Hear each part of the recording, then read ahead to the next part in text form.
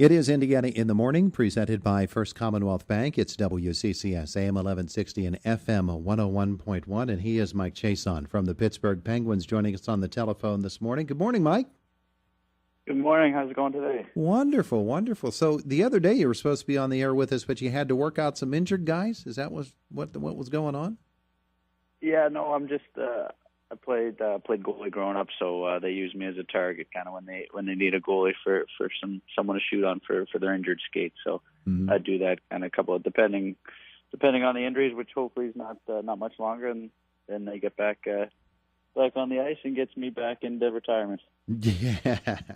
How are the hamstrings after one of those workouts? No, it's surprisingly it hasn't been that bad. So. Oh yeah, well, good for you. Yeah, it must not be too bad so far. I don't want to jinx it though, because I'm out again at 10 this morning. So might still be flexible enough to do that. My goodness. All right, so let's talk about this program. The Little Penguins program is operating all throughout Western Pennsylvania. You are making hockey a reality for so many people. The Penguins are all across Western PA. Tell me about the program, and it's right here in Indiana, PA, too, isn't it?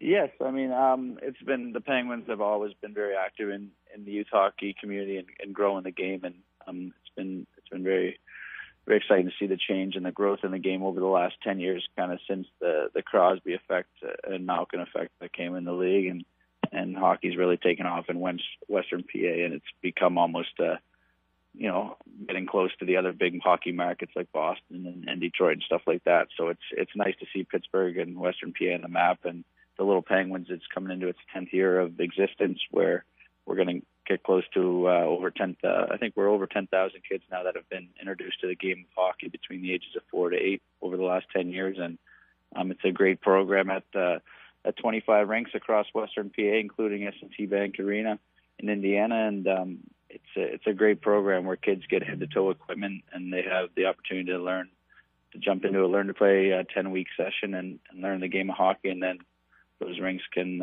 filter those kids into other Mite development programs and hopefully keep them as hockey fans and hockey players for years to come. Yeah, it's amazing. And for folks who don't know, outfitting a kid for hockey is not exactly a cheap proposition. So this is helping a lot of families that probably wouldn't have any chance of putting a kid on the ice. All right. No, absolutely. It's a great opportunity, and hockey obviously it's not a cheap sport, unfortunately, and it's the cost of equipment adds up really quick. So for them to be able to jump into the sport at a low cost and give it a try, and it's something very special, and that we're very happy to be a part of. I bet you get the unending gratitude of a lot of high school boosters and families and coaches, too. Once they get to the high school level, it's probably because of the Little Penguins program that we have so many thriving high school hockey programs across Western PA. Yeah, no, it's been fun to track, to see the retention rates over the years, and just see those kids that entered the program kind of 8-9 years ago. Now they're up in the high school ranks, and even some of them are playing AAA hockey, moving into the junior ranks from our Pens Elite program. So it's pretty fun to see, and just to see the progression, see the growth of the game in Western PA. It means a lot to the team. Now you mentioned you said a 10-week session, correct? Correct. All right, and so they. No, go ahead. Sorry, go explain ahead. that. Explain that further. Now, what happens during a 10-week session, and then you have another one that's starting up soon. Yeah, so basically we launched a registration in July, so this was the first time we ran a Little Penguins program in the fall. Typically it starts in January, but we went from 1,200 sets of equipment to this year we're going to be introducing 2,000 kids into the program. So we started with a fall program with registration taking place back in the summer, and now we're set to launch our online registration. We'll go live next Tuesday at 10 a.m., and those kids will register for one of the 24 programs that are going on that will be taking place in January. Yeah, and then you not only do you supply equipment and a little bit of expertise as well, but you actually send guys out. And I know Rocky Saganuk was here, and he's coming back soon. That's correct. So Rocky Saganuk, we've been very fortunate to have him come on board as our NHL Alumni Ambassador, and Rocky's been awesome. And he moved from Chicago at the start of the summer. He's been working in Mite hockey for, I think it's been about 28 years, he said. So to have him on board is such an asset, and he he travels to all the programs, all the Little Penguins programs, and hops on the ice with their coaches and kids, and he's unbelievable. So we're very fortunate to have him, and it's exciting for the kids to get out there and be with a former NHLer on the ice as well. Yeah, Rocky played for the Penguins back in the early '80s, and that's a little something about the Penguins organization too. It gets tough on on former Penguins to leave that organization because it's such a great hockey community, and you see former Penguins working with the organization in any number of ways. And what a great way to keep yourself involved in hockey is with youth hockey. I bet you Rocky loves that. No, absolutely. He loves giving back, and you can just see when he's on the ice with the kids, he's right in his element. So he's been doing that for years, and he shows no signs of slowing down. He loves being on the ice and giving back. And also, like you said, guys that are retiring now, even some of the younger guys that are just newly out of the game, like Tyler Kennedy and Kobe Armstrong, to see them settle in Pittsburgh they have young kids now too. And they're getting involved in youth hockey, and it's fun to see. And I mean, like you said, Pittsburgh, it's such a great organization, and these guys are, they're getting drawn back to Pittsburgh and having life after hockey here in Western PA, and it's great for growing the game as well. Oh yeah, I bet you there's some really cool sandlot hockey games that go on between those former Penguins once they find themselves back on the ice, huh? No, absolutely. Yeah. Do you have to play goal for them too?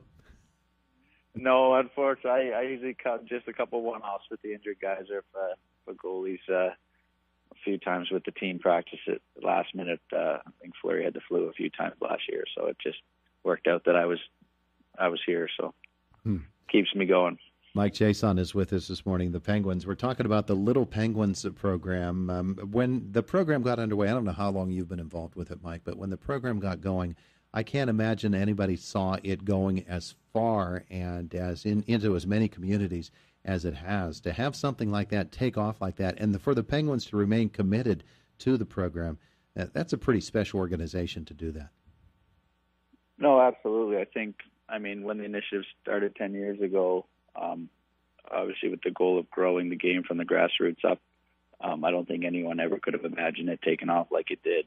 And entering its 10th season now and going, I think we had 600 or 700 in the first couple of years of the program to get into 2,000 this year is just a testament to how successful the program's been. And actually last year was the first year that it was an NHL mandated program. So now it's a league-wide initiative for 31 teams to host a Learn to Play program. And a big thanks goes to the Penguins for what they did 10 years ago to get this program kind of off the ground. And it's been it's kind of been the poster child for the league to start the program. Yeah, when it becomes a model program like that, then you know that you're doing things right. So give that information again for folks who want to get involved with Little Penguins here in Indiana, PA. What do they need to do?